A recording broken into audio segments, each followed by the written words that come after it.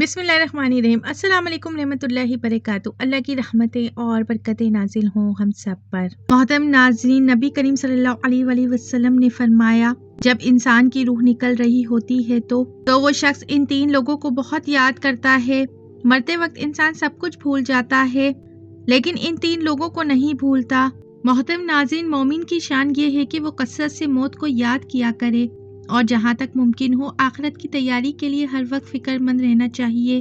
قرآن مجید کی سینکڑوں آیتوں میں موت، حشر اور جنت اور دوزخ کی تفصیلات کا ذکر کیا گیا ہے، اور انبیاء کرام کی بعثت کا اہم ترین مقصد بھی یہی تھا کہ انسان کو اس کے اصلی اور دائمی وطن سے آگاہ کر کے وہاں کی دائمی نعمتوں کا اسے مستحق بنا دیا جائے۔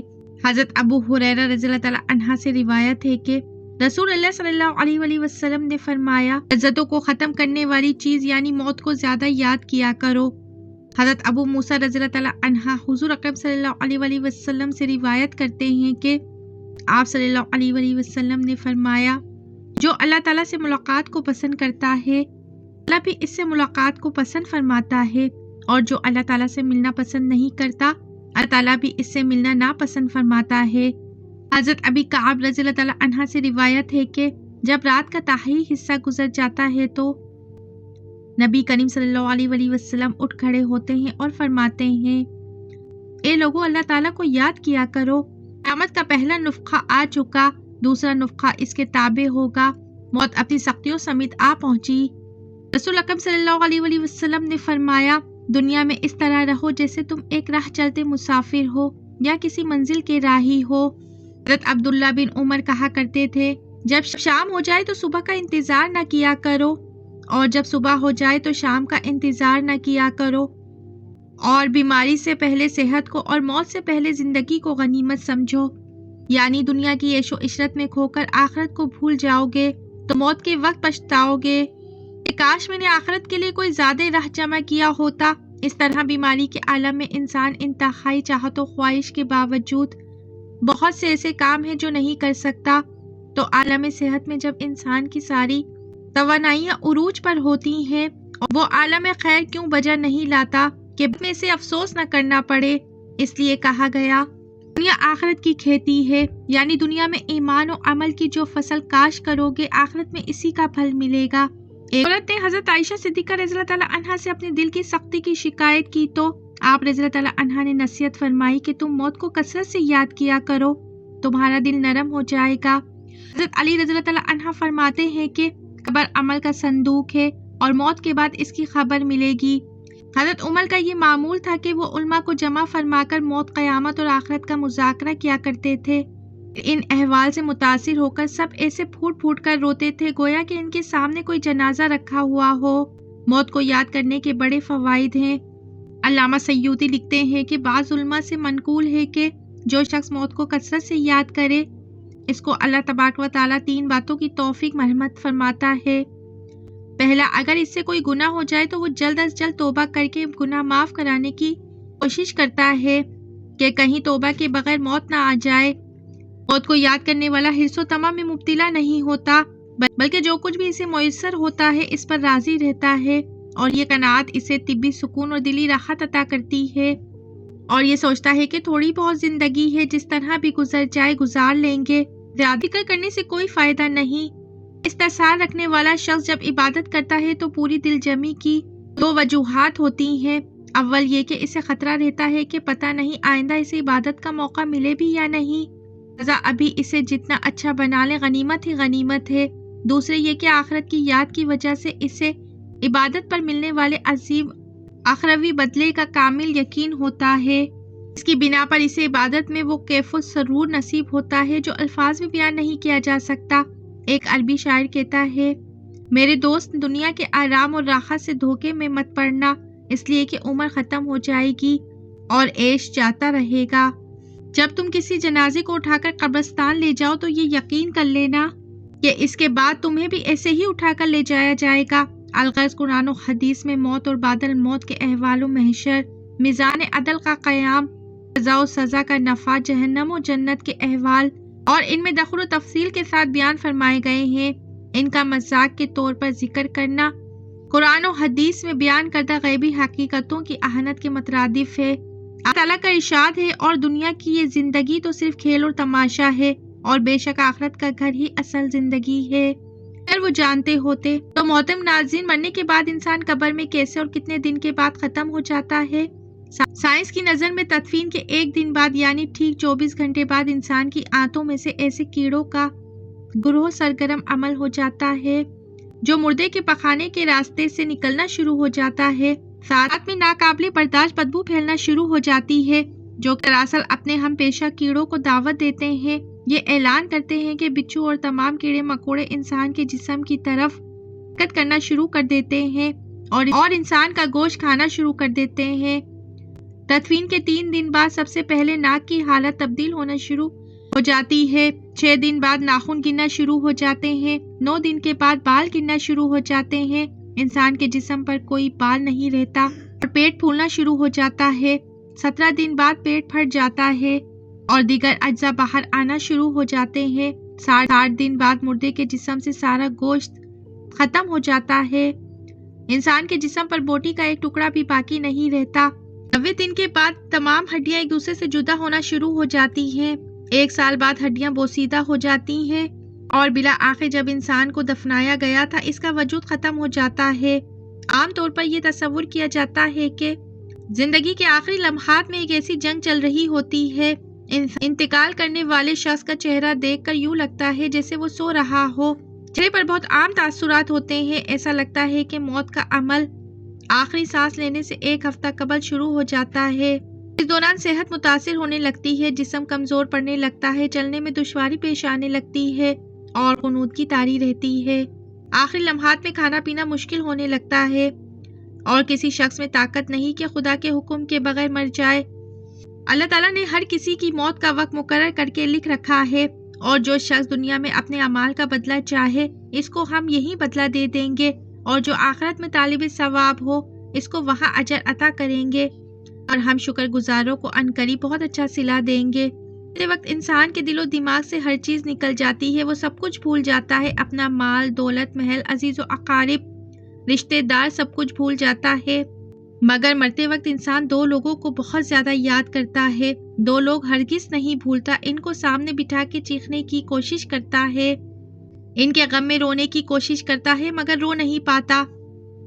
حضرت مولانا جلال الدین رومی رحمۃ اللہ علیہ فرماتے ہیں، میرے محلے میں ایک شخص زندگی موت کی جنگ لڑ رہا تھا، والا تھا، موت کے بالکل قریب تھا۔ لوگ میرے پاس آئے اور بولے، حضرت ہمارا ایک شخص مرنے والا ہے، آپ آئیں انہیں کلمہ پڑھنے کی تلقین کریں، قرآن پاک پڑھنے کی تلقین کریں۔